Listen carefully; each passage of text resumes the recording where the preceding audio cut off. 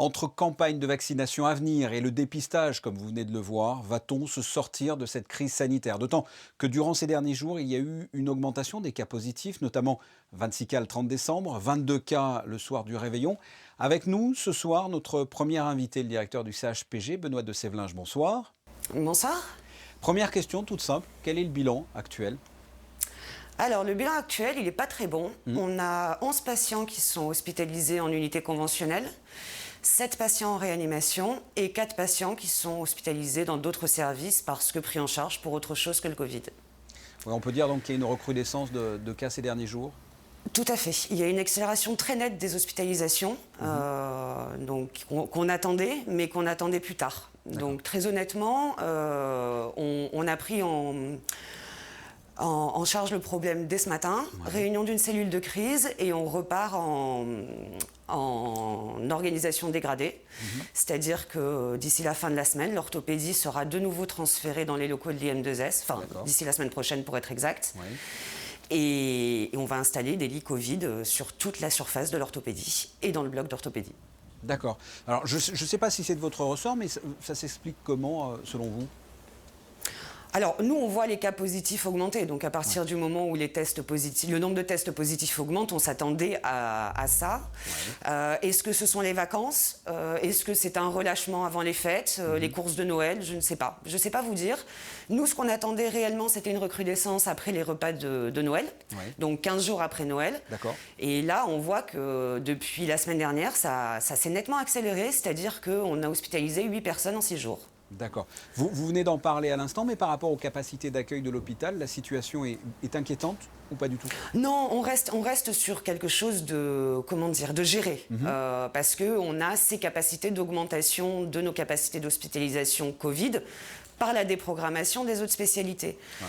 Ce qu'il y a, c'est qu'on ne souhaite pas déprogrammer les autres spécialités parce que tout le monde a besoin d'être soigné et pas seulement du Covid. Ouais. Donc aujourd'hui, c'est plutôt des situations où on va déployer des heures supplémentaires, où le personnel de santé va être mis à l'épreuve parce qu'il va y avoir beaucoup de travail. Mais pour autant, nos capacités de prise en charge ne sont absolument pas remises en question et ne doivent pas inquiéter la population. Il y a eu, à mi-décembre, un cluster dans le service pédiatrique. On avait discuté ensemble à ce propos. Où en est-on? Oh ben là, tout le monde est revenu au travail et il y a une personne de plus qui est malade actuellement. Mais les autres sont revenus. Il faut savoir que le personnel de santé, comme les gens, je dirais de la vie civile, entre guillemets, se contaminent. Oui. Tout simplement. Donc c'est souvent à l'extérieur, c'est le plus souvent à l'extérieur. Là, effectivement, on avait un cas où on soupçonne une contamination en interne. Et encore une fois, c'était que pour partie du cluster, puisque sur les 11 personnes qui étaient positives, il n'y en avait que 6 qui avaient été en contact ensemble. D'accord.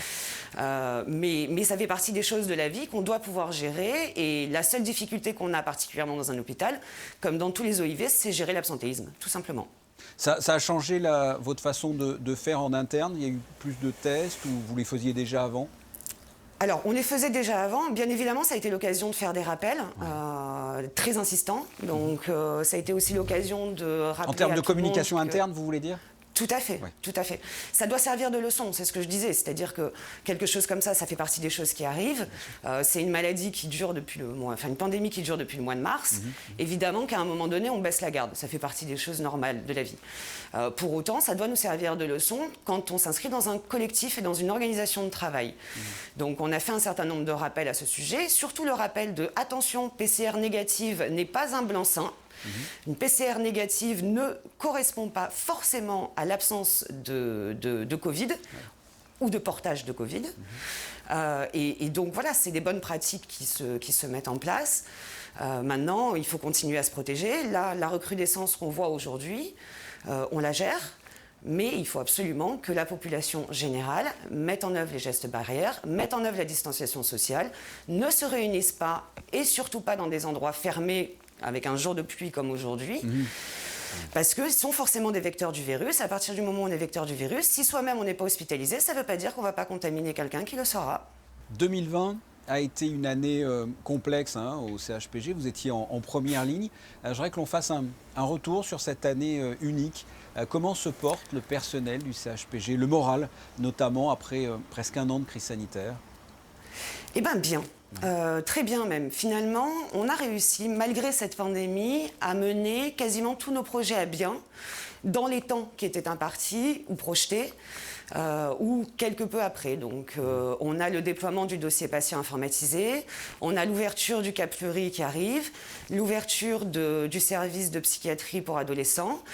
On a les équipements qui sont arrivés. Là, on vient de signer un marché pour 2 robots chirurgicaux qui seront là à la fin du trimestre. On va bientôt signer également un marché pour un nouvel IRM 3 Tesla. Donc on continue à avancer, on continue à travailler, on continue à essayer de se perfectionner. Et puis on vit avec le virus, parce que le vrai message, c'est celui-là, c'est qu'on doit apprendre à vivre avec le virus, tout simplement. Oui, il y a eu une différence entre mars dernier, justement, où peut-être c'était l'inquiétude et puis l'ignorance, on ne savait pas trop ce que c'était, et maintenant où effectivement on vit avec. Il y a une différence au niveau du moral? Bien sûr. Alors, non seulement en mars, on ne savait pas ce que c'était, puis en mars, on n'avait pas de masque, on ne savait pas traiter les patients, donc on les voyait se dégrader rapidement. Aujourd'hui, la situation, elle est complètement différente. Être Covid, c'est quelque chose qu'on gère avec sérénité. En tout cas, du côté du personnel. Vous avez des personnes Covid un peu dans tous les services qui sont passés. Et pour autant, il n'y a pas eu de contamination du personnel, il n'y a pas eu d'aggravation des situations. On est dans une situation qui est complètement différente. Néanmoins, il faut qu'on soit extrêmement vigilant parce que la vaccination est arrivée et ça, on peut vraiment s'en féliciter. Là, cet après-midi, on va vacciner nos premiers résidents. On en est ravis parce qu'on sait qu'on va pouvoir les protéger grâce à ça. Mais ce n'est pas un absolu non plus et ce n'est pas pour tout de suite non plus. La vigilance, c'est le mot d'ordre, vous l'avez dit. Benoît de Sévelinges, merci d'avoir répondu à mes Merci à questions. vous.